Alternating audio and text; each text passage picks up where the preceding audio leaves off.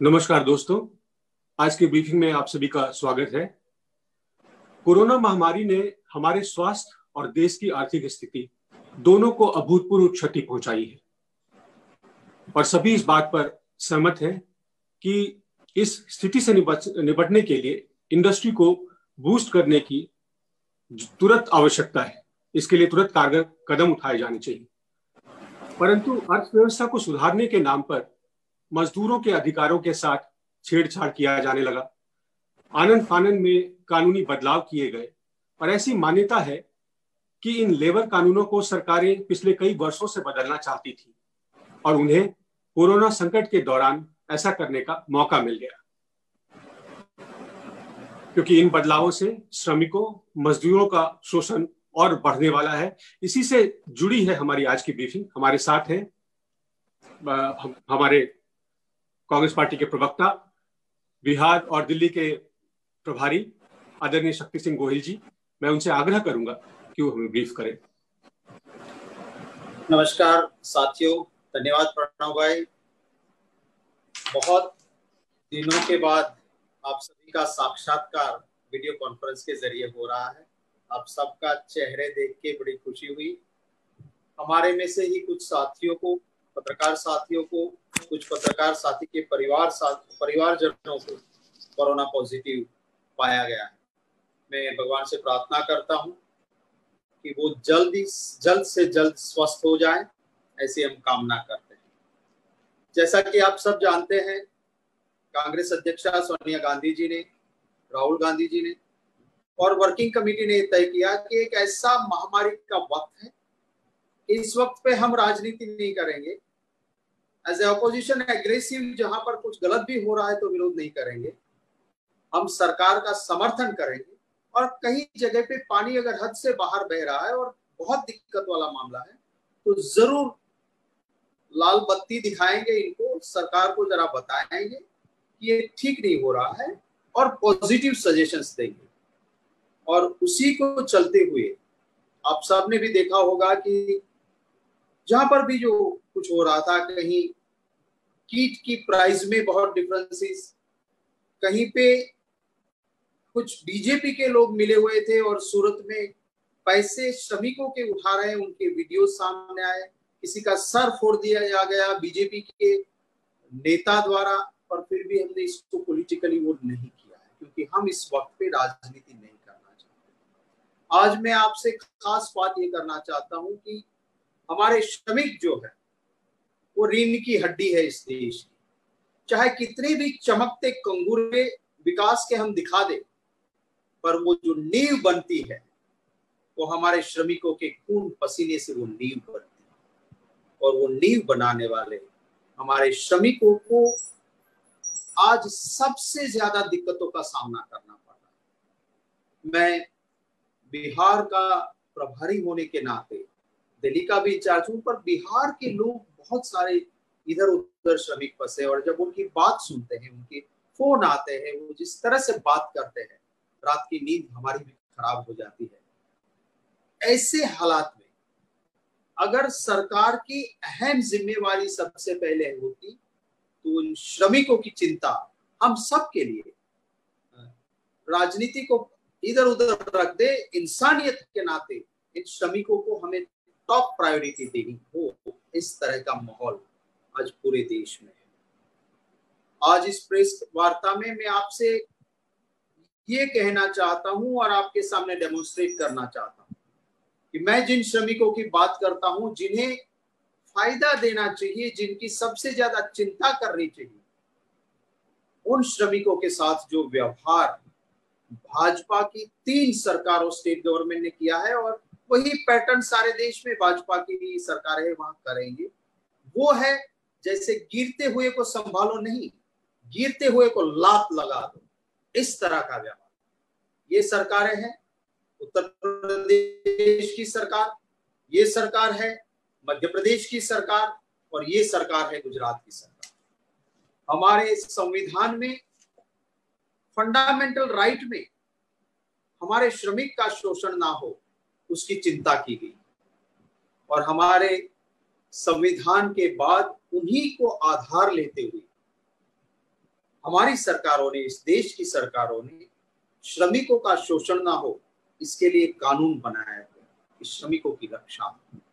मुझे ये बताते हुए बड़ा दुख हो रहा है। इस माहौल में जब श्रमिक इतने परेशान है, तब भाजपा की यूपी की सरकार सारे श्रमिक कानून को साइडलाइन कर देना चाहती है। उन्होंने कर दिया है। 3 साल के लिए श्रमिकों के लिए कोई उसके संरक्षण का कानून नहीं होगा, और जो बड़े इंडस्ट्रियलिस्ट है वो इनका किसी भी तरह चाहे शोषण कर सकते हैं। मध्य प्रदेश सरकार ने वही किया।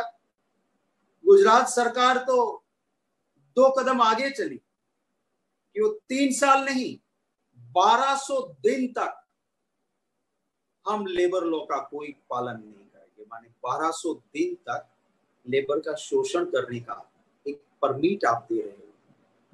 बाहर से, विदेश से कोई इंडस्ट्रीज आएगी तो गुजरात सरकार कहती है 33,000 हेक्टेयर जमीन है, हम आपको देंगे, आप अप्लाई कीजिए, 7 दिन में आपको परमिशन दे देंगे।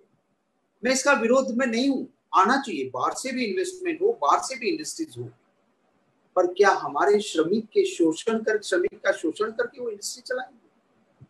क्या हम ये नहीं देखेंगे कि हमारी जो लोकल घरेलू उद्योग है उसको स्टिम्युलेटिव पैकेज पहले नहीं देना चाहिए? अगर आप बाहर वाले को इतना दोगे तो हमारा जो लघु उद्योग है, हमारा एसएमई माइक्रो इंडस्ट्रीज जो है, जो आज बिल्कुल खड़ी हो सके इसी हालत में नहीं है, वो उसके साथ कैसे कंपटीशन करेगा? तो उसकी चिंता करनी चाहिए। आज अगर उद्योगपति है जिसकी ट्रेजरी में 10,000 करोड़ पड़े हैं, आप उसको कोरोना के दौरान देखो तो उसकी ट्रेजरी में हर महीने 100-200 करोड़ मुनाफा आता था, उसमें शायद थोड़ी कटौती हुई होगी। उसकी ट्रेजरी की ज्यादा चिंता करने की जरूरत नहीं है।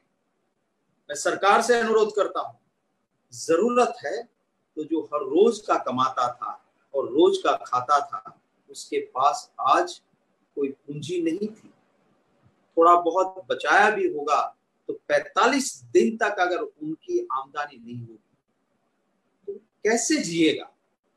तो चिंता उन बड़े उद्योगपति की जगह हमें इन श्रमिकों की करनी होगी। तो इन्हीं को लेके मैंने आज इस प्रेस वार्ता में खास करके जो 3 भाजपा राज्य सरकारों ने किया है, और मैं पूरा आज तक का जो पैटर्न रहा है, जहां जहां भी फिर बीजेपी की सरकार है, यही तरह का होगा। सारे श्रमिक कानून को साइडलाइन कर दो, श्रमिकों का शोषण करो और उद्योगपतियों का कल्याण करो, बड़े उद्योगपतियों का। मैं मानता हूं ये ठीक नहीं है। मैं अनुरोध करना चाहता हूं हमारे देश के प्रधानमंत्री जी को, प्रधानमंत्री जी थोड़ी सी इन श्रमिकों को भी सुन लीजिए। और ये कानून हमारे संविधान के बेस पे बने हुए कानून है, तो राज्य सरकार भले ही अनाउंस कर रही है, पर ये कंकरेंट लिस्ट में है संविधान के हिसाब से। माने ये कानून आपके पास भेजना पड़ेगा उनको। आप एज ए सेंट्रल गवर्नमेंट ऐसा कोई भी सरकार करती है तो उसके मंजूरी मत दीजिए, उसको रोक लगा दीजिए और हमारे श्रमिकों की चिंता आप कीजिए। तो चाहते थे, बार बार आपको कहा था कि श्रमिक अपने वतन जाना चाहते हैं, उसकी मुफ्त में प्रावधान कीजिए, बड़ा पैसा नहीं लगेगा।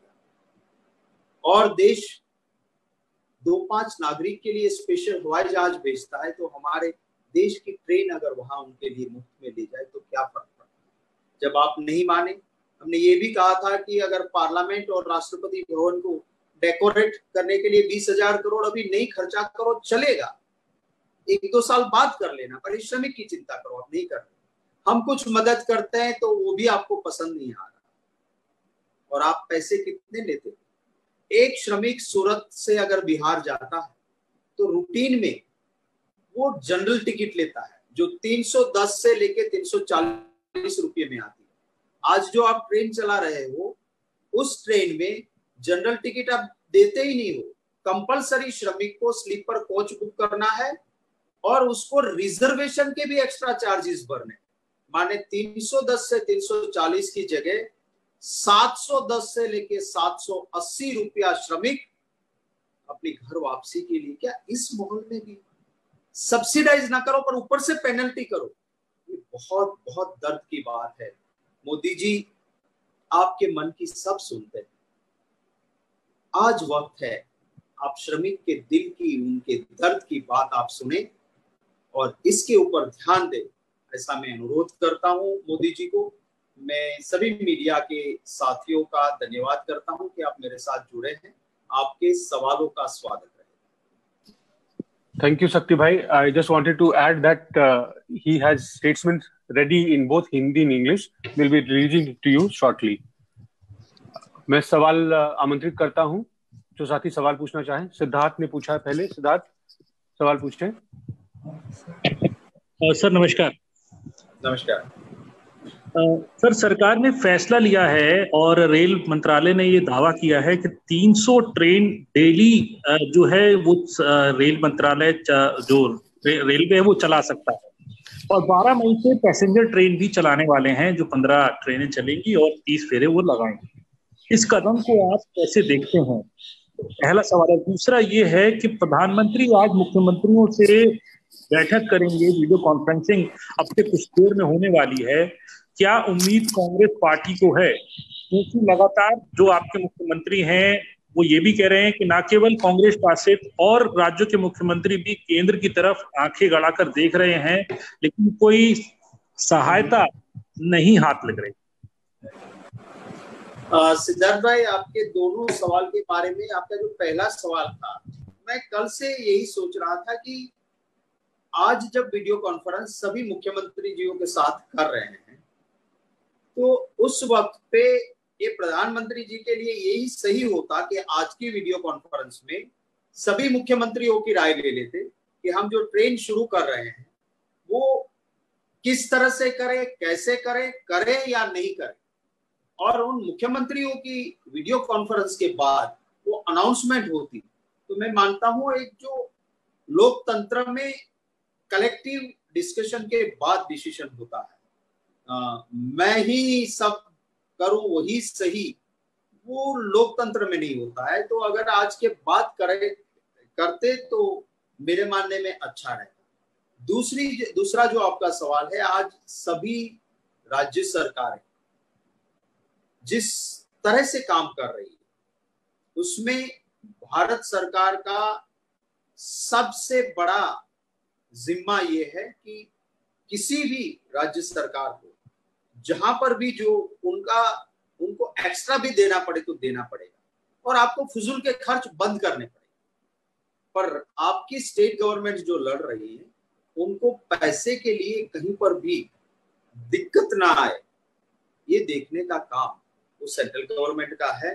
और मैं अभी तक वो नहीं हुआ है और बार बार हमारे नहीं और भी मुख्यमंत्री, कांग्रेस पार्टी के नहीं और भी मुख्यमंत्री, और जहां भाजपा की सरकार है वहां के फाइनेंस मिनिस्टर्स, चीफ मिनिस्टर्स, वो भी बोल रहे हैं कि हमें पैसों की जरूरत है और भारत सरकार एक्स्ट्रा भी जब देना चाहिए तब हमारा जो अधिकार का निकलता है वो भी पैसे नहीं दे रही है।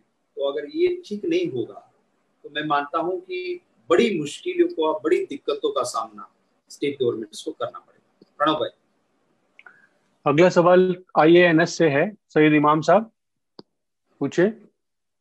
नमस्कार। नमस्कार। सबसे ज्यादा इंटरनल और एक्सटर्नल डिस्प्लेसमेंट आपके होम स्टेट में हो रहा है, खासकर जहाँ पे हीरा के जो तराशते हैं वो लोग अपना अपना सूरत शहर छोड़ के जा रहे हैं, बाहर के लोग जा रहे हैं। और सबसे ज्यादा जो कोरोना की महामारी अहमदाबाद में फैली, उस चीज को आप लोग रेज नहीं कर रहे हैं, क्यों? देखिए, दोनों चीज है। पहली बात तो ये है कि मैंने पहले ही आपको कहा, आपकी बात सही है, हम जितना उठाना चाहिए नहीं उठा रहे हैं, क्योंकि हम भी इस वक्त में सरकार के लिए जो भी मदद कर सकते हैं करते हैं। एज ए ऑपोजिशन, अगर आज बीजेपी ऑपोजिशन में होती तो आप समझ सकते हो, पर हमारे लिए राष्ट्र का हित पॉलिटिकल इंटरेस्ट से ऊपर है और हमारे सोनिया जी और राहुल जी का भी यही संदेश है। तो गुजरात में हालत जो आप देख रहे हो ना, उससे कहीं बुरे। जो राहुल जी ने कहा था 12 फरवरी को, वो तो नहीं माना गया। गुजरात की विधानसभा में हमारे विधायकों ने मुद्दा उठाया था कि साहब अभी विधानसभा को बंद रखिए, ये कोरोना की बीमारी अहमदाबाद में जिस तरह बढ़ रही थी। और जब ट्रंप का यहाँ विजिट हुआ, एक्सपर्ट्स कहते हैं, मेरे पास ना प्रमाण है ना मैं एलिगेशन करता हूँ, पर क्योंकि मैं हेल्थ मिनिस्टर पहले रहा हूँ, बहुत सारे डॉक्टर्स मुझे कहते हैं कि गुजरात में कोरोना, खास करके अहमदाबाद में, परसेंटेज ऑफ डेथ अब राजस्थान से परसेंटेज ऑफ डेथ डबल है। अहमदाबाद, गुजरात की बात करो तो आप और मायने में देखो तो अहमदाबाद की हालत बहुत खराब है। तो कहते हैं कि ट्रंप की विजिट नहीं करते तो अच्छा रहता, क्योंकि उस वक्त न्यूयॉर्क में, अमेरिका में कोरोना आ गया था। कितना प्रिकॉशंस लिया गया था वो आप में सब जानते हैं। दूसरी बात है कि श्रमिकों के लिए जो व्यवस्था यहाँ करनी चाहिए। सूरत में लोग बार बार रोड पर आ गए, बड़ौदा में लोग बार बार रोड पर आ गए, उसके ऊपर लाठीचार्ज, टीयर गैस हुआ, और पैसे भाजपा के कॉर्पोरेटर का भाई ले रहा है। और वो वीडियो भी आपके सामने आ गया, और वो भी पोल खुल गया कि भाजपा के लोग सोशल मीडिया पे चलाते थे कि 85% भारत सरकार दे रही है, 15% स्टेट दे रही है, हम मुफ्त ही ले जा रहे हैं। फिर चीफ मिनिस्टर गुजरात के सेक्रेटरी का वीडियो हमने लगाया कि वो खुद कह रहे हैं कि कोई मुफ्त नहीं है, पैसे तो श्रमिक को देने ही देने हैं। और जो बेसिक जरूरत थी, कहते थे किसी को हम भूखा नहीं रहने देंगे। मैं आप सब के रिक्वेस्ट करता हूं कि आपकी कैमरे की आंख घुमा लो। कल एक सिविल के डॉक्टर ने एज ए विसल ब्लोअर के नाते मुझे 22 पॉइंट का एक बड़ा डिटेल भेजा कि कितना गलत यहाँ पे हो रहा है। अब सिविल अस्पताल और कोविड के लिए जो अस्पताल बना है, वहां पे डेथ होती है तो उसकी फाइल देखने के लिए हमारा सिविल का एक्सपर्ट कोविड हॉस्पिटल नहीं जाना चाहता। वो कहता है सारी फाइल यहाँ लाओ। जहां पे से ब्लड सैंपल लिया जाता है वो वहां पे व्यवस्था नहीं है, उसको भेजो कहीं और, घंटे लग जाते हैं। जहां पे 1200 बेड की हॉस्पिटल है, रिपोर्ट प्रिंट करने के लिए एक ही कंप्यूटर और प्रिंटर है। बहुत सारी ऐसी चीजें उन्होंने जताई है। मैं इसको इसलिए पब्लिकली ज्यादा नहीं लेता हूं, मैंने सरकार को वो फॉरवर्ड किया है, विसल ब्लोअर का नाम नहीं दिया है। मैंने कहा ये मेरे पास आया है, इनके अच्छे सजेशंस पॉजिटिव है, कम से कम इसको इम्प्लीमेंट करो। वहां यहाँ कोऑर्डिनेशन नहीं है। चीफ मिनिस्टर और डिप्टी चीफ मिनिस्टर के बीच में जो लड़ाई गुजरात में चलती है आप सब जानते हो। प्रिंसिपल सेक्रेटरी हेल्थ और नीचे के बीच में बहुत ही झगड़ा चलता है, और आखिर में जनता यहाँ पीस रही है। तो मैं उम्मीद करता हूं कि इसका संज्ञान, क्योंकि होम मिनिस्टर और प्राइम मिनिस्टर दोनों गुजरात के हैं, तो गुजरात के जो हालात है उसकी वो चिंता करें। राहुल जी पहले ही कहते थे कि आप टेस्ट, सिर्फ लॉकडाउन इसका इलाज नहीं है। इतने दिनों के बाद अब कह रहे हैं कि we have to learn to live with the virus. अरे भैया, आज आप इतने दिनों के बाद, ये क्या है, कॉन्ट्रास्ट क्या है? आप गंभीरता से नहीं लेते हो, आप स्लोगन बोलते हो कि महाभारत की लड़ाई 18 दिनों में जीत ली थी, कोरोना की ऊपर विजय हम 21 दिन में कर लेंगे। 21 दिन तो कहीं चलेगा। स्लोगनबाजी करने का वक्त और होता है, यहाँ सीरियस होके काम करने का मौका है और सबको करना चाहिए। धन्यवाद शक्ति भाई। अगला सवाल आनंद पटेल जी का है, इंडिया टुडे से। आनंद, प्लीज आस्क योर क्वेश्चन। शक्ति भाई नमस्कार। नमस्कार आनंद भाई। मेरा सवाल बेसिकली जो नोटिफिकेशन सरकार इशू कर रही है, कोविड जब से शुरू हुआ 25 मार्च से लेके अब तक 400 से ऊपर नोटिफिकेशन सरकार ने जारी किए हैं अलग अलग मंत्रालय ने, और उसके ऊपर क्लैरिफिकेशंस आए हैं लगातार। कई सारे, हर नोटिस के बाद एक आध दो क्लैरिफिकेशंस भी आए हैं। सबसे ज्यादा होम मिनिस्ट्री ने क्लैरिफिकेशंस जारी किए हैं इसे लेकर के। जो इंडस्ट्री है, जो बिजनेसेस हैं, वो ये कह रहे हैं कि इतने सारे नोटिफिकेशन आ गए हैं जिसकी वजह से कंफ्यूजन है बहुत ज्यादा। सरकार क्या चाहती है और कैसे उसको लागू करना चाहती है, और केंद्र के नोटिफिकेशन के बाद स्टेट्स में अलग से नोटिफिकेशंस आ रहे हैं जिसकी वजह से और ज्यादा कंफ्यूजन है। लोग कह रहे हैं कि लाइसेंस राज या इंस्पेक्टर राज वापस आ गया है। आपका क्या मानना है? बिल्कुल सही बात है आपकी, और इसलिए मैं कहता हूं कि ऐसे माहौल में डायलॉग जो करो आप, उसका बड़ा असर होता है। वन वे कोई भी हो, ये कहते कि मैं ही सब जानता हूं और किसी से सुझाव लेने की जरूरत नहीं है, तो दिक्कतें आती है। तो ये वही लोग करके बेच देते हैं जो रियल फील्ड में काम करने वाले लोग हैं। ना तो उनकी सुनी जाती है, ना उनसे बात की जाती है, और फिर इनका शोषण होता है, प्रॉब्लम होता है, और मंशा जो काम करने की होती है वो नहीं हो रही। आपकी बात सही है, और कॉन्ट्राडिक्शन होता है। कभी कभी सेंट्रल गवर्नमेंट का एक नोटिफिकेशन आता है, स्टेट गवर्नमेंट का नोटिफिकेशन इससे बिल्कुल उल्टा होता है। कभी कभी ऐसा होता है कि एक आपको नोटिफिकेशन निकल गया और नीचे पर्क्यूलेट नहीं हुआ है, तो वो इंस्पेक्टर अपना पुराना क्लैरिफिकेशन नहीं आया है वही दिखा के इसको परेशान किया जाता है, और वो मानने को तैयार नहीं है कि ये नोटिफिकेशन के बाद क्लैरिफिकेशन हुआ है और नोटिफिकेशन में लिखा था उससे उल्टा अब हो गया है। वो मानने को अफसर तैयार नहीं है। वो कहता है हमें तो जो पहले से मिला है वही है, हमारा कोई इसमें हम चेंज करना नहीं चाहते। तो बहुत बड़ी समस्याओं का सामना, और खास करके small and medium industries, scale industries, वो सबसे ज्यादा दिक्कत में आ रही, क्योंकि उनको उनके तो मानो कि कोई भी जाके डंडा वहां मार सकते हैं। पहले कहा कि आप शुरू करो, खोलो, खोलने की बात आई तो उसमें लगा कि इतनी भी गलती करोगे तो सीधा तुम्हें जेल में डाल देंगे। वो कहता है कि भैया अब एक तो धंधा ठीक नहीं है, इस वक्त मैं सब कर रहा हूं और फिर मुझे जेल में क्यों जाना है। तो जो कोऑपरेशन होना चाहिए सरकार की ओर से वो नहीं हो रहा है। आनंद भाई, आपकी बात से मैं पूरी तरह से सहमत हूँ। Thank you. अगला सवाल प्रीति है सहारा से। प्रीति, सवाल पूछे। नमस्कार सर। नमस्कार सर, मेरे 2 सवाल हैं। पहला सवाल आपके सुओ मोटो से है, जिसमें आपने ये मुद्दे उठाए हैं कि किस तरीके से लेबर लॉस को अपने हिसाब से मोल्ड किया गया है, और लंबा अरसा जो है वो कर दिया गया है कि अब इस दरमियान लेबर लॉस हम पर लागू नहीं होंगे, हम पर किसी भी तरीके से इसका असर नहीं होगा। ऐसे में जो लेबर्स हैं उनके अधिकारों का संरक्षण कैसे होगा? आज जो मुख्यमंत्रियों की बैठक होने वाली है प्रधानमंत्री के साथ वीडियो कॉन्फ्रेंसिंग के जरिए, क्या इस मुद्दे को आप लोग उठाने जा रहे हैं? क्योंकि ये एक बहुत चिंता का विषय है। आपने खुद कहा कि धनाढ्य लोगों के अकाउंट में तो पैसा है लेकिन मजदूरों के पास नहीं है, तो इसे फिर एश्योर कैसे करेंगे? क्योंकि लेबर लॉज ना होने की आड़ में तो वो एक तरीके से तानाशाह हो सकते हैं। दूसरी कि जो अब ट्रेन चालू होंगी कल से, जिसकी आज 4 बजे से बुकिंग होनी शुरू होनी है, किराया 4,000 से भी ऊपर तक का है, राजधानी के रेट्स जो हैं वो लिए जाएंगे, जबकि एक बड़ा वर्ग ऐसा है जो ना तो नेट बैंकिंग करता है ना ऑनलाइन बैंकिंग करता है। ऑनलाइन ट्रांजेक्शन्स भी होने हैं। आज लोग तो इतना पैसा तक नहीं बचा है कि राजधानी का किराया अफोर्ड कर सकें। तो ये सिर्फ खास वर्ग के लोगों को मदद पहुंचाना नहीं होगा क्या? बिल्कुल प्रीति जी, मैं पहले आपके पहले सवाल का जवाब देता हूं कि आपकी बात बिल्कुल सही है कि अगर ये लेबर लॉ नहीं रहेगा तो फिर श्रमिकों का शोषण और शोषण ही होगा, और उसका संरक्षण कोई नहीं कर सकता, क्योंकि कोर्ट भी फिर तो कहेगी कि जब कानून नहीं है तो हम क्यों सुनेंगे आपकी। तो मैं मानता हूं कि प्रधानमंत्री जी आज सुओ मोटो अगर थोड़ा सा भी दर्द श्रमिकों के लिए है तो वो खुद कह दें अपने लोगों को कि ये ऐसा कोई कानून पारित नहीं हो सकता है जहां श्रमिकों के हित के जो कानून है उसको आप साइडलाइन कर दो। ये काम आज जरूर प्रधानमंत्री करे, ये हम उम्मीद करते हैं। आपका जो दूसरा सवाल था, मैं बिल्कुल आपके साथ पूरी तरह से सहमत हूं कि अगर आप राजधानी के रेट से, इसका मतलब ये हुआ कि आप गरीब को मदद नहीं करना चाहते, आप कैटर करना चाहते हो जिसके पास बहुत पैसा है।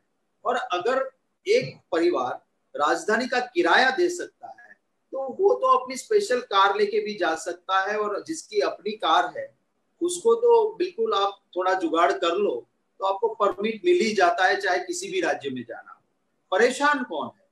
परेशान वो है जिनके पास पैसे नहीं। हमारे बिहार में भाजपा और जेडीयू की सरकार है। अब वहां नीतीश कुमार जी और सुशील मोदी जी ने ये कह दिया कि श्रमिक अपने पैसे देके यहाँ आए बिहार में, फिर 14 दिन के बाद हमारे पास वापस आएगा तो हम उसको रीएम्बर्स करेंगे। कितनी बड़ी मजाक है। आज उसके पास टिकट लेने के पैसे नहीं है और बिहार का गांव में चला गया आदमी 14 दिन के बाद पटना में आपके पास पैसे लेने आएगा 700 रुपया, उसका आने जाने का खर्चा कभी सोच रहा है? तो माने बिल्कुल आप कहते हैं ना, जो इंसानियत होनी चाहिए, या एक बात, एक गरीब के जगह पे अपने आप को रख के सोचने वाली बात होनी चाहिए, वो नहीं हो रही है और इसी बात का दर्द है। और मैं आप सभी से भी गुजारिश करूंगा कि आप भी कांग्रेस की और बात उठाए ना उठाए, आप चाहे मेरी पीसी दिखाए ना दिखाए, पर आपकी कैमरे की आंख उन गरीब तक, उन श्रमिक तक जरूर लेके जाइए जिनकी जो हालत है। आज सूरत से मेरे पास 3-4 फोन आए, बच्चे रो रहे हैं, वो कह रहे हैं कि सर हमने ग्लूकोज बिस्किट लेके बच्चों को खिला के 3 दिन काटे हुए। मैंने किसी तरह से वहां कलेक्टर से बात करता हूं कि भाई आप तो कहते हो कि अनब्रह्म की तरह हम पूरा राशन, जिसके पास राशन कार्ड नहीं दे रहे तो ये लिस्ट है भेजो।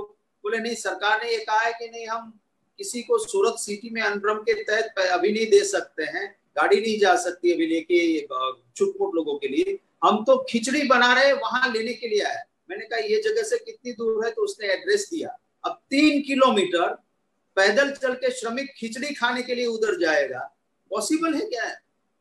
और बच्चे छोटे छोटे टिफिन नहीं, वहां आओ उन्हीं को। तो बड़ी दर्दनाक हालत है इन श्रमिकों की।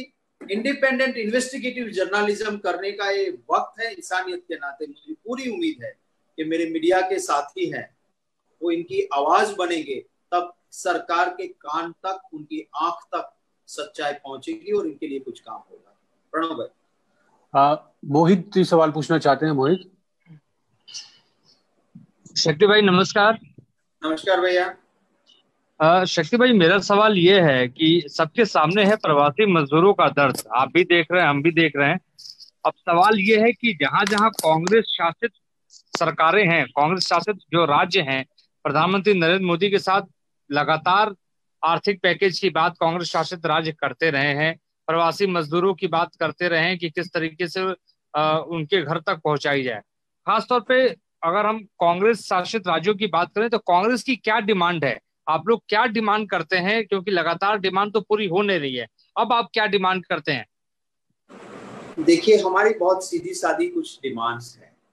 जहां कांग्रेस शासित राज्य है वो कह रहे हैं कि भैया एक तो हमारा अधिकार का जीएसटी का जो पैसा बाकी है आपसे, वो बाकायदा हमें दे दो, क्योंकि हमारे पास अभी इनकम नहीं है। आप वो पैसा जीएसटी का हमारा निकलता है वो दो। दूसरी डिमांड है कि ये कानून जो डिजास्टर मैनेजमेंट एक्ट के तहत सेंट्रल गवर्नमेंट की कुछ जिम्मेवारियां बनती है और उसमें खास करके सेक्शन 13 जो है डिजास्टर मैनेजमेंट एक्ट की, वो कहती है कि अगर किसी के पास भी अभी reserve bank of India, Bharat सरकार जो कह रही है ना कि आपका लोन है 3 महीने के बाद भरना, डिजास्टर मैनेजमेंट एक्ट की सेक्शन 13 कहती है कि नो, आप उसे इंटरेस्ट भी नहीं ले सकते हो, उसको साइडलाइन भी करो, इसका कन्वर्जन कर दो और जरूरत है तो उसको नई लोन दो। और मैं आज ऐसी डिमांड, क्योंकि ऑपोजिशन में हूं, नहीं कर रहा हूं।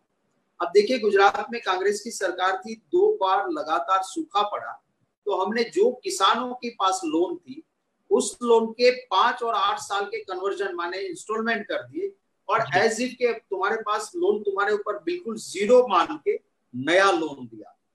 आज हमारे एसएमईज है, आज हमारे छोटे मोटे दुकानदार हैं, आज हमारे किसान हैं, ऐसे लोगों के लिए वो भारत सरकार को निर्णय करना पड़ेगा। हमारी कोई राजस्थान सरकार या पंजाब सरकार या छत्तीसगढ़ सरकार या महाराष्ट्र सरकार ये नहीं कर पाएगी। भारत सरकार को डिजास्टर मैनेजमेंट एक्ट के प्रावधानों का पूरा अमल करना चाहिए।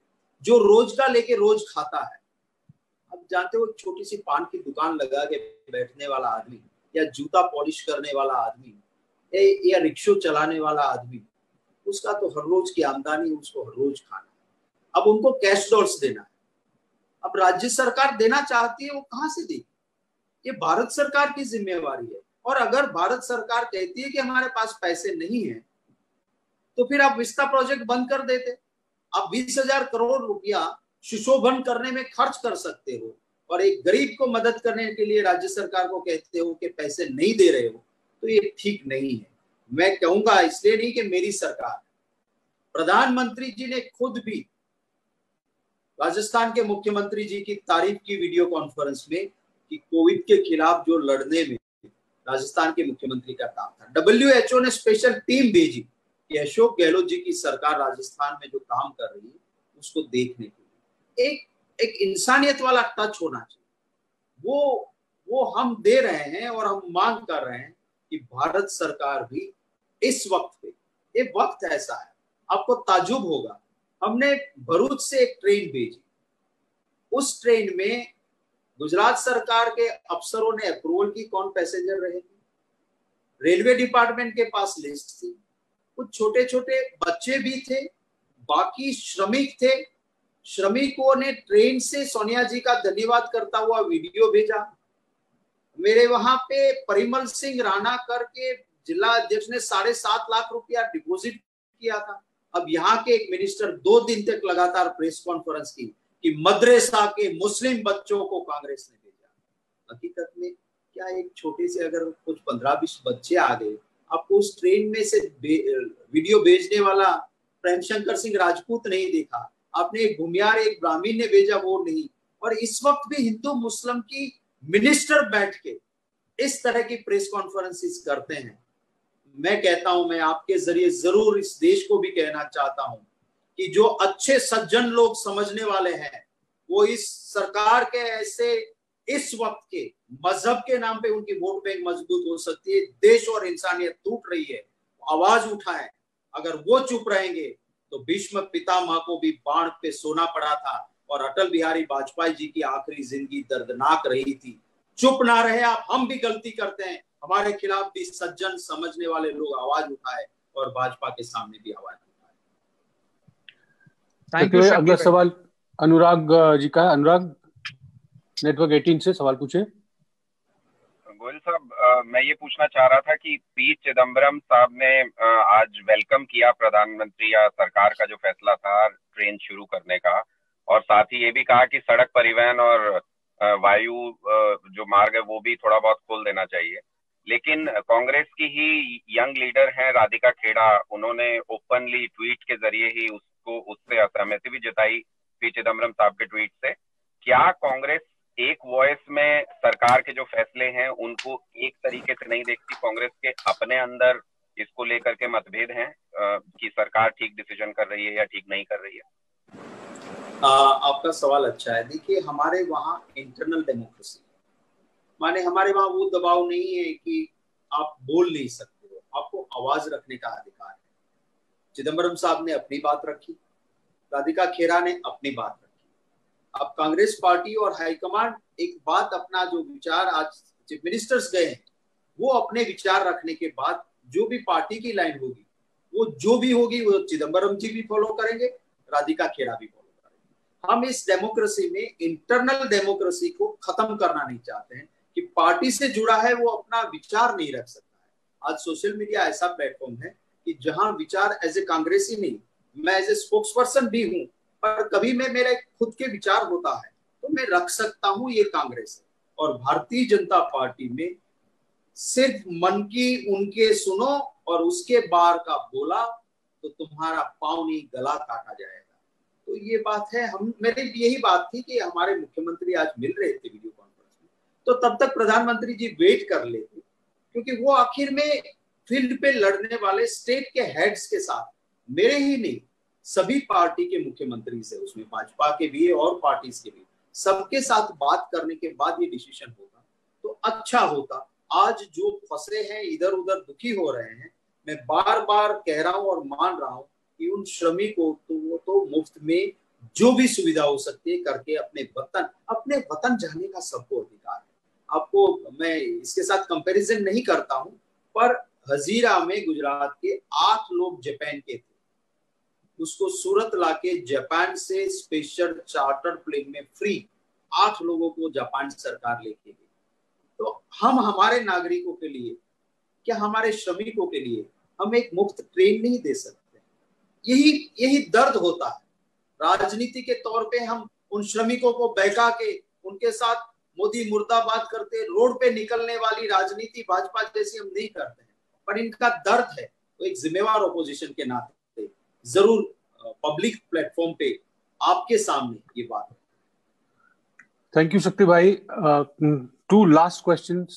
Niyamika has been waiting for a while. Niyamika, please come in. Yeah. Good afternoon, sir. Good afternoon.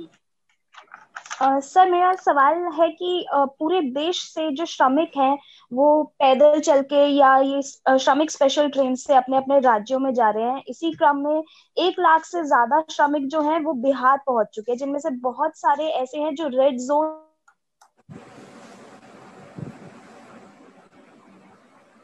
आई है लिमिटेड कोविड टेस्टिंग फैसिलिटीज होने की। क्या कहना चाहेंगे सर आप इसके बारे में? क्या सेंट्रल गवर्नमेंट को किसी तरीके की मदद करनी चाहिए बिहार को, या और कोई सजेशन आप देना चाहें इसके बारे में? देखिए, मैंने पहले भी बिहार के डिप्टी चीफ मिनिस्टर और चीफ मिनिस्टर को 2-3 बार ये रिक्वेस्ट की थी कि ये हमारे श्रमिक हैं, इनको हम दर दर की ठोकरें खाने नहीं देते। हमारे स्टूडेंट्स कोटा में फंसे हुए थे, भाजपा के विधायक के लिए सरकार की गाड़ी जाके ले आई और दूसरे छात्रों को नहीं लाते थे, तो मैंने आवाज उठाई थी। पर मेरी ये डिमांड थी कि बिहार के अंदर कोरोना ना फैले, उसकी चिंता करनी है। और इसके चलते वहां पे जो बात हो रही थी, मैंने कहा था कि आपके सारे school, college, hotel, resort, party plots खाली पड़े हैं। जो भी बाहर से आते हैं आप उसको वहां क्वारंटीन कीजिए, फिजिकल डिस्टेंस मेंटेन करवाइए, पूरा चेकअप करवा के जब लगे कि इनके घर जाने से बिहार में कोरोना नहीं फैले तब करना है।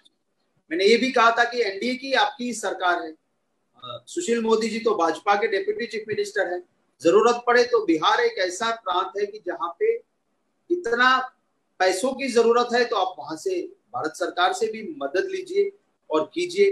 पर हो रहा है उल्टा।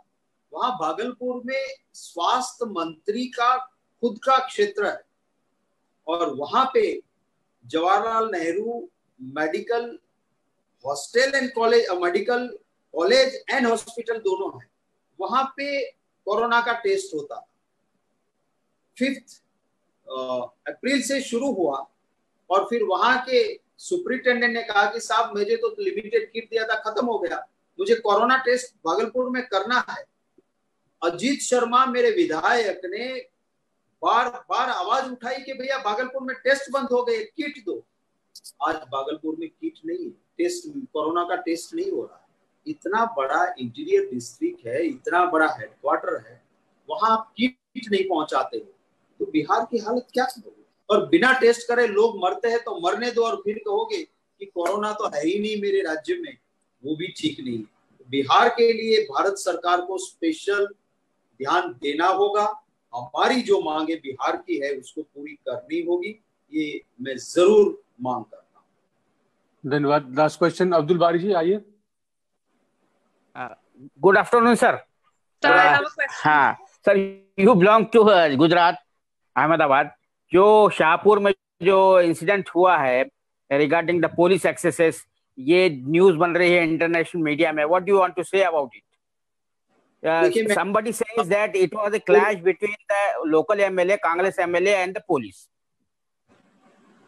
मैंने इस वक्त पे जैसे ही मेरे संज्ञान में लाया गया, तुरंत मैंने जो top most officers of the state government है उनके साथ मैंने बात की। मैंने उनको कहा कि ये वक्त इंसानियत दिखाने का वक्त, और अगर पुलिस डंडा मारेगी, घर में घुस के मारेगी, प्रेग्नेंट वुमन के ऊपर लाठी चलाने की कोशिश वाला वीडियो, माने इंसानियत के नाम पे मैंने भाजपा के नेता जो यहाँ पे बड़े पद पे बैठे हैं उनको फोन करके मैंने कहा मैं आपको वीडियो भेज रहा हूँ, और आप तो हिंदू हो ना, आप हिंदुत्व में मानते हो ना, तो हिंदू मजहब कहता है एक ईश्वर, और हिंदू मजहब कहता है पुनर्जन्म, माने मरने के बाद दूसरा जन्म। हिंदू मजहब कहता है हर योनि में जन्म लेना पड़ता है। तो मैंने कहा कि आप ये क्यों नहीं सोचते हो कि आपके दादा दादी या बाप जो मर गए हैं वो आज वो मुस्लिम बिरादर के वहां बच्चे होके नहीं पैदा होंगे, नहीं हुए होंगे, उसका कोई सर्टिफिकेट है तुम्हारे पास? क्या ये वक्त है इस वक्त पे ये करने का? आप जो भी है उसके साथ कड़ी से कड़ी का जो भी प्रोसीजर है कीजिए। इसके साथ साथ मैंने हमारे जो मुस्लिम बिरादर थे, हमारे वहां वर्कर और कार्यकर्ता था, उनको भी कहा है कि भैया कुछ गलत भी हो रहा है, आप एजिटेट करोगे और उसके साथ निर्दोष लोगों के सामने अत्याचार करने का सामने से भी मौका मिल जाएगा। तो दोनों तरह मैंने बात की और दोनों को कहा है कि ये वक्त इंसानियत के नाते काम करने का है। मजहब कोई भी हो, वो हिंदुस्तानी है। इस देश में हिंदू मुस्लिम साथ मिलके जब लड़े थे तब आजादी मिली थी, और वर्ल्ड कप हम तभी जीते हैं जब हिंदू खिलाड़ी और मुस्लिम खिलाड़ी साथ मिलके क्रिकेट टीम में जब खेले हैं, तभी हिंदुस्तान वर्ल्ड कप जीता है। भाजपा अपने वोट बैंक के लिए अभी इस वक्त ये वोट बैंक की राजनीति ना करे, तो मेरा भी अनुरोध है। आपकी बात सही है, उस अत्याचार का वीडियो मुझे मिलने पे मुझे भी बड़ा दर्द हुआ था, और मैंने जो कुछ टॉप लेवल के यहाँ अफसर हैं जिन्होंने, मैं मिनिस्टर था, मेरे साथ भी काम किया है, मुझे विश्वास है कि वो लोग इसमें बैलेंस करके ऐसा फिर से कहीं ना हो उसकी कोशिश करेंगे। मेरे से जितना हो सकता है प्रेशर मैं भी वहां पे डाल रहा हूँ। Samya wants to ask a question. If you can accommodate the last question, Samya, please come in. जी सर, पंजाब गवर्नमेंट ने 1 मई को एक सर्कुलर निकाला था कि जो अनस्किल्ड लेबरर्स है, सेमी स्किल्ड लेबरर्स है, इनका जो डेली वेज है वो बढ़ा दिया जाएगा। बट अब पंजाब गवर्नमेंट ने वही 1 मई का जो सर्कुलर था उसको विड्रॉ कर दिया है कि जो पहले प्राइस बढ़ाने वाले थे पर डे वेजेस के लिए माइग्रेंट्स के लिए 338 से 353 होने वाला था, वो अब विड्रॉ कर दिया गया है। तो जहां कांग्रेस माइग्रेंट वर्कर्स के लिए इतना सब कुछ कर रही है, तो कांग्रेस रूल स्टेट में ही जब कोरोना वायरस के कारण, इकोनॉमिक क्रंच के कारण ये विड्रॉ किया जा रहा है, तो एक तरह से डायकोटमी देखी जा रही है। देखिए सामिया जी, कांग्रेस अध्यक्षा सोनिया जी और राहुल जी ने जब हमारी CWC की मीटिंग, जिसमें मुख्यमंत्री भी थे साथ में, ये जरूर कहा है कि हमारी टॉप मोस्ट प्रायोरिटी जो सबसे ज्यादा जरूरतमंद है उनको देने की हमारी पूरी कोशिश होनी चाहिए, और उसी के चलते ये हुआ भी है। और आगे भी मैं आपको बताता हूं कि हमारे वहां भी कुछ कानून में चेंज, हमारे लोग भी, हमारे मुख्यमंत्री भी श्रमिक कानून में चेंज करने जा रहे हैं। वो कैसा चेंज करने जा रहे हैं कि श्रमिक को 5 पैसा अभी ज्यादा कैसे मिले। अभी जो है पर आवर काम करने के लिए 8 घंटे काम कर सकते हैं। हमारी सरकारें भी सोच रही कि हम चेंज करेंगे तो क्या करेंगे कि पर आवर पेमेंट हो, और 8 घंटे से नहीं 12 घंटे भी श्रमिक काम करने के लिए सक्षम है, और उसका काम ऐसा है कि वो 12 घंटे कर सकता है, फिजिकली एडवर्स इफेक्ट नहीं होता है, तो उनको ज्यादा काम करें और ज्यादा पैसे मिले। मैं मानता हूं कि पंजाब का सर्कुलर, शायद ये जो दूसरी सोच हमारी है कि पर डे का जो फिक्स पैसा था उसकी जगह पर आवर वाला करके उसको ज्यादा पैसा मिले, उसी की कोशिश में किया होगा। पर हमारी ये जरूर कोशिश रहेगी, और आप सभी के सुझावों का भी स्वागत रहेगा। हम वो नहीं कहते हैं कि हम ही सर्वज्ञ है।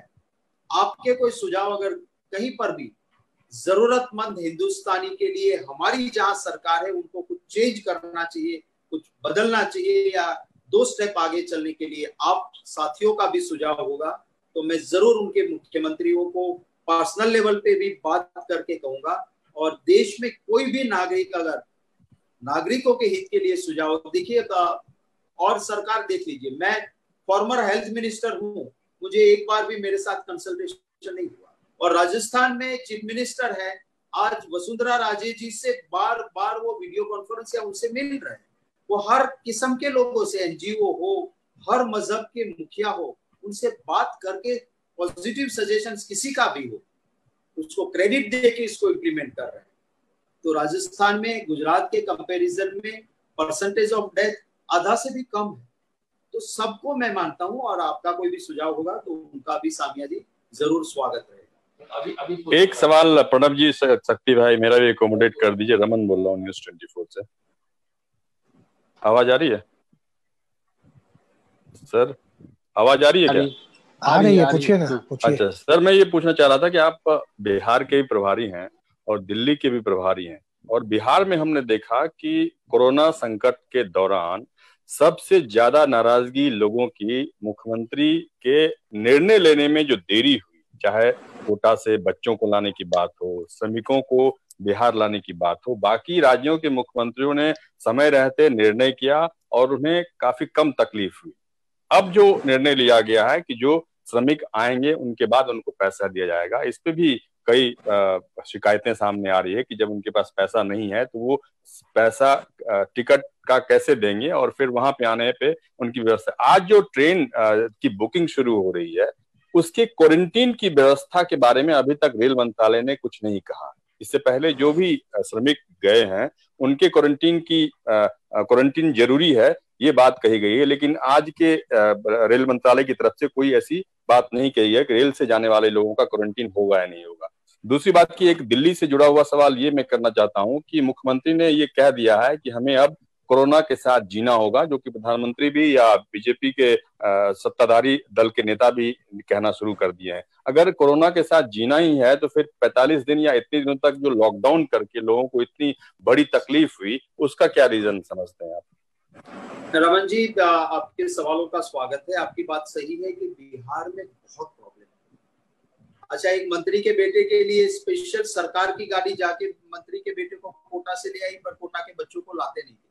मुझे बार बार इसको पब्लिक डोमेन में उठाना पड़ा और बच्चों के साथ मैंने ऐसी वीडियो कॉन्फ्रेंस ओपन की। अशोक गहलोत जी ने काफी वहां मदद की और जब दबाव बहुत बना बिहार में तभी उनकी इंतजाम। असल में बिहार में जो प्रॉब्लम चल रहे हैं उसका सही कारण यही है कि वहां पे ना ताल है ना मेल है। डेप्यूटी चीफ मिनिस्टर भाजपा के हैं, चीफ मिनिस्टर जेडीयू के हैं।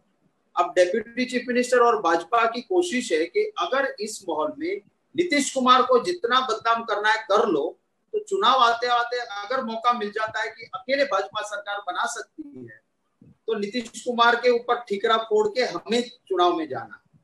तो जहां साथ में बैठे हुए सरकार के लोग उनकी मंशा एक दूसरे के खिलाफ की हो, अगर उस हालत में हमारे वहां वो कहते हैं कि दो बैलगाड़ी होती है, उसमें एक बैल नॉर्थ में खींचेगा और दूसरा है वेस्ट में खींचेगा, ईस्ट में खींचेगा, तो वो बैलगाड़ी चल नहीं सकती।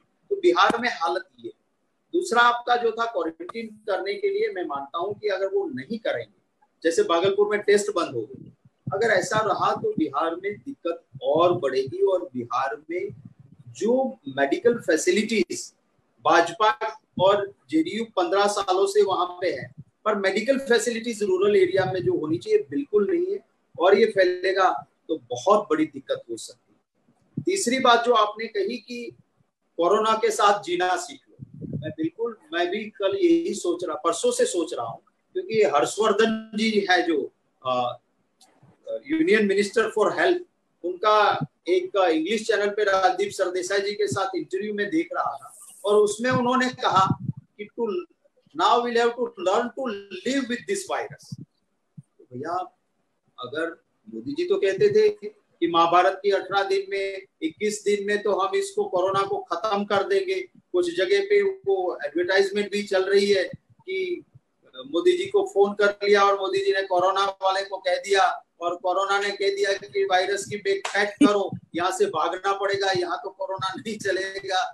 ये पब्लिसिटी और स्टंटबाजी का वक्त नहीं है। तो अगर आपने लॉकडाउन, आप कह रहे हो कि लॉकडाउन जरूरी नहीं था, you will have to learn to live with the virus, then देश को जवाब देना होगा आपको कि बिना सोचे समझे तो फिर ये क्यों किया, और अगर सोच समझ के ये किया था तो बिना सोचे समझे ये स्टेटमेंट क्यों आ रहा है कि to learn to live with this virus. ऐसी जिम्मेवारी के बिना की बातें नहीं होनी चाहिए, चाहे ऑस्ट्रेलिया हो चाहे और देश हो। ऑस्ट्रेलिया भी लॉकडाउन से बाहर निकल रहा है, तो उन्होंने, मैं आज ही नेट पे पढ़ रहा था, बहुत सिस्टमेटिक प्लान किया है कि लॉकडाउन खत्म किस तरह से स्टेप वाइज करेंगे और आगे हम कैसे हमारी बात रखें। तो ये बहुत जरूरी है। आप एक दिन ईस्ट कह दो, दूसरे दिन वेस्ट कह दो और बीच में जनता का नुकसान बहुत बड़ा हो जाए, तो देश को जवाब देना होगा प्रधानमंत्री जी। प्रणब भाई, मेरे ख्याल में रीमा जी कब से परेशान है, उनका शायद एक ही छूट गए हैं, तो ले लो, बाकी कोई नहीं है।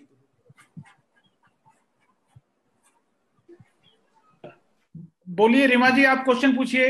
रीमा जी पूछिए सवाल। क्या कनेक्टिविटी? हाँ,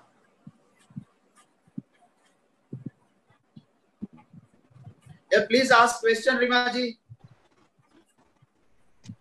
सर, उनकी आवाज नहीं आ रही है, सिग्नल वीक है इंटेंट पे। हाँ, यस यस, नमस्ते श्रीकांत जी।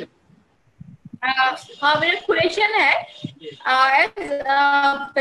पूरा कंट्री जो रिमोट एरियाज है, विलेज एरियाज है, ठीक नहीं है, can't hear anything. आपके वहाँ कनेक्टिविटी नहीं है ठीक से.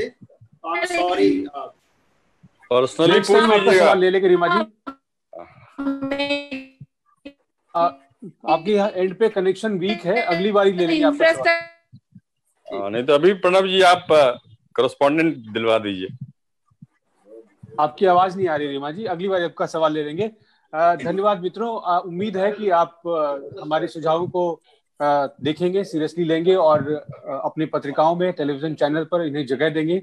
और हमें उम्मीद है कि सरकार उनके ऊपर कार्रवाई करेगी और मजदूरों को उनके अधिकारों को सशक्त करने के लिए जो है सही कदम उठाएगी.